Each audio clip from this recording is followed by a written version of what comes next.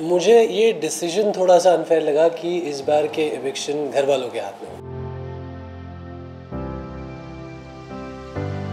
Sumbul, Nimrit, MC stand, but क्योंकि वो एक ग्रुप का पार्ट है और पूरे ग्रुप ने मिलके हमें टारगेट किया है तो इसलिए वो नॉमिनेशन में भी नहीं आए। जिन लोगों की दोस्ती फ़ायदे के लिए होती है उन लोगों को दूसरों की दोस्ती समझ नहीं आएगी। जब घर से चिट्ठी आने वाला टास्क था और प्रियंका को वो चिट्ठी पढ़ने का मौका नहीं मिला था और मैंने उसके लिए एक ऐसी चिट्ठी पढ़ी थी, तो आई थिंक वो बेस्ट मोमेंट था। आई थिंक अगर आप लोग एंजॉय कर रहे हो तो एंजॉय करते रहो। किसी भी बॉन्ड को जस्टिफिकेशन देने की क्या ज़रूरत है या कोई नाम देने की क्या ज़रूरत है। ये ऐसा आपको लगता है ना, क्योंकि आप दिन में 1 घंटा देखते हैं, आप 24 घंटे साथ नहीं होते, ऐसा आपको लगता है। हर दोस्ती में, हर रिलेशनशिप में, इनफैक्ट माँ बेटे हो या माँ बेटी के रिलेशनशिप में लड़ाई झगड़े होते हैं, एक दूसरे को कुछ चीज़ें बोली जाती हैं, हर रिश्ते में होता है।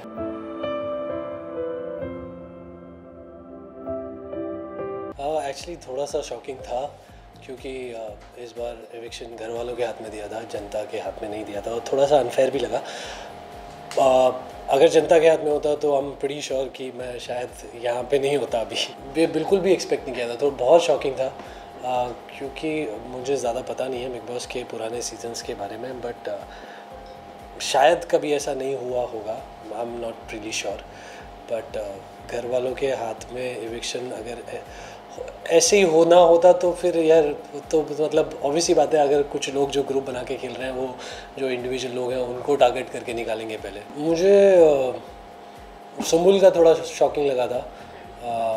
सुम्बुल और मेरी काफ़ी अच्छी बॉन्डिंग थी, फिर किसी बात पे हमारी थोड़ी सी तू मैं हुई, बट मुझे लगा नहीं था कि वो नॉमिनेट करेगी। सौंदर्या का बहुत शॉकिंग था। कुछ चीज़ें जो सौंदर्या ने समझी नहीं उनकी वजह से उन्होंने नॉमिनेट किया। अर्चना का बहुत शॉकिंग था क्योंकि जब अर्चना दोबारा घर में वापस आई थी और प्रियंका, मैं और सौंदर्या उनको लाने के लिए थोड़ा लड़े थे, तो अर्चना ने उस टाइम पे बोला था कि मैं माता रानी की कसम खाती हूँ, मैं तुम तीनों को तो कभी नॉमिनेट नहीं करूँगी। तो वो थोड़ा सा शॉकिंग था, बट अर्चना से थोड़ा सा एक्सपेक्टेड भी था कि वो कभी भी पलट सकती है, कभी भी धोखा दे सकती है। आई थिंक अगर आप लोग एंजॉय कर रहे हो तो एंजॉय करते रहो। किसी भी बॉन्ड को जस्टिफिकेशन देने की क्या ज़रूरत है या कोई नाम देने की क्या ज़रूरत है। 2 साल से हम तो जस्टिफाई करते आ रहे हैं कि हम दोस्त हैं, बहुत अच्छे दोस्त हैं, बट अभी सोच लो अपने आप जो भी सोचना है। ये ऐसा आपको लगता है ना, क्योंकि आप दिन में 1 घंटा देखते हैं, आप 24 घंटे साथ नहीं होते, ऐसा आपको लगता है। नहीं, लेकिन जिस तरह से भी हुई, मतलब आप जब काफ़ी नाराज़ भी हुए, आप चिल्लाए भी आपने कहीं। क्या आप अपने दोस्त से कभी लड़े नहीं हो? आप लड़े हो ना अपने दोस्त से। हर दोस्ती में, हर रिलेशनशिप में, इनफैक्ट माँ बेटे हो या माँ बेटी के रिलेशनशिप में लड़ाई झगड़े होते हैं, एक दूसरे को कुछ चीज़ें बोली जाती हैं, हर रिश्ते में होता है। उसका मतलब ये नहीं है कि अगर आप बीमार पड़े हो और आपकी मॉम आपको बोल रही है कि बेटा आज आप रेस्ट करो, आप नहीं बाहर जाओगे, तो क्या वो डोमिनेशन है? क्या वो टॉर्चर है? वो केयर है। अगर उन लोगों को हमारी दोस्ती इतनी समझ आती तो वो प्रियंका से डर के अपनी मंडली को पलटन नहीं बनाते और हम दोनों को टारगेट नहीं करते, क्योंकि उन लोगों को दिख रहा था कि हम दोनों एक दूसरे के कितने बड़े सपोर्टर्स हैं। साजिद सर, उन्होंने हमेशा मुझे सपोर्ट किया है और मुझसे भी जितना बन पड़ा मैंने किया उनके लिए, और हमारी दोस्ती जो भी हुई वो किसी गेम की वजह से नहीं हुई, वो दोनों के पर्सनल इंटरेस्ट की वजह से हुई। उनको भी सिनेमा बहुत पसंद है, मुझे भी सिनेमा बहुत पसंद है, तो हमारी बातें भी ऐसी सिनेमा से ही शुरू हुई। एंड प्रियंका के अलावा सिर्फ साजिद सर हैं जिनके साथ मैं घर के बाहर भी दोस्ती रखना चाहूँगा। घर में सबसे ज़्यादा स्ट्रॉन्गेस्ट प्लेयर कौन लग रहा है? प्रियंका के अलावा अगर बात की जाए तो ग्रुप के बाद कौन लग रहा है? मैं कैसे बोलूँ कि उसके अलावा कौन स्ट्रॉन्ग प्लेयर है? सब तो ग्रुप में खेल रहे हैं। ग्रुप में किसकी इंडिविजुअलिटी निकल के आएगी, किसकी पर्सनैलिटी निकल के आएगी? एक इंसान नहीं है घर में जो ग्रुप में नहीं खेल रहा। 6 लोगों की मंडली थी, उसमें से मैं और प्रियंका अलग थे, सौंदर्या, अर्चना, वो लोग अलग थे, लेकिन हम दोनों को टारगेट करने के लिए वो भी मंडली में जाके मिल गए और पलटन बनाई। तो आप किसको स्ट्रॉन्ग बोलोगे?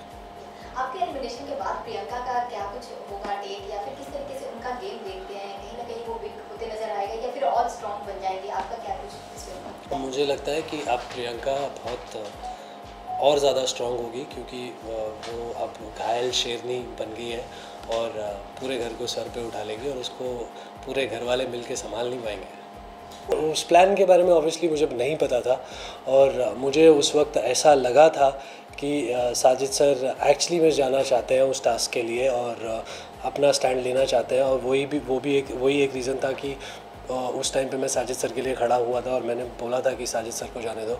और इसी बात पे मैंने बोला था कि जिस इंसान के लिए आप हमेशा साजिद सर करते रहते हो, आप लो हो या खुश हो या कुछ हो, आपको साजिद सर चाहिए। तो जब एक वो इंसान आपसे बोल रहा है कि मुझे इस टास्क में इन्वॉल्व होना है, आप उस इंसान को रोक रहे हो, उसको गेम नहीं खेलने दे रहे हो उसका, तो उस वक्त मुझे लगा कि ये जो दोस्ती है कन्वीनियंस की दोस्ती है, फ़ायदे की दोस्ती है।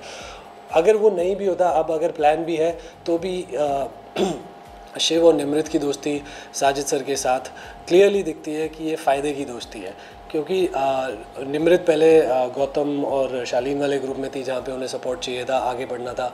जब उनकी गौतम से अनबन हुई, जब सौंदर्या उस ग्रुप में आ गई, तो वो जाके शिव के साथ मिल गई, क्योंकि आई थिंक उनको कहीं ना कहीं पता है कि वो इंडिविजुअल नहीं खेल सकती हैं और उनको सपोर्ट के साथ ही आगे बढ़ना पड़ेगा। तो मुझे ऐसा नहीं लगा कि सुम्बुल और शालीन की कोई लव स्टोरी थी, क्योंकि सुम्बुल के साथ मैंने काफ़ी बातें की हैं, मेरा उनके साथ अच्छा बॉन्ड भी था।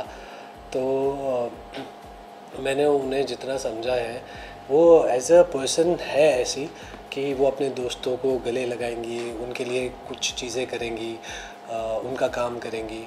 वो शायद कहीं ना कहीं लोगों को थोड़ा गलत लगा, और एक एपिसोड में सलमान सर ने भी आके बोला था कि मैंने सुम्बुल की पुरानी वीडियो देखी तो मुझे रियलाइज़ हुआ कि सुम्बुल ऐसी ही है, जिसको लोगों ने गलत लिया। तो ऐसा कोई लव एंगल था नहीं।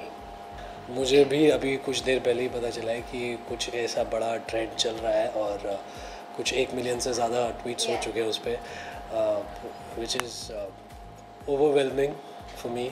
और एक्चुअली में मेरे पास इतना प्यार जो मुझे मिल रहा है उसको बयां करने के लिए शब्द नहीं है, बट सिर्फ इतना ही बोलना चाहूँगा कि I am very grateful and very thankful for all the love and support. Okay, जो अर्चना है, अर्चना की अगर हम बात करें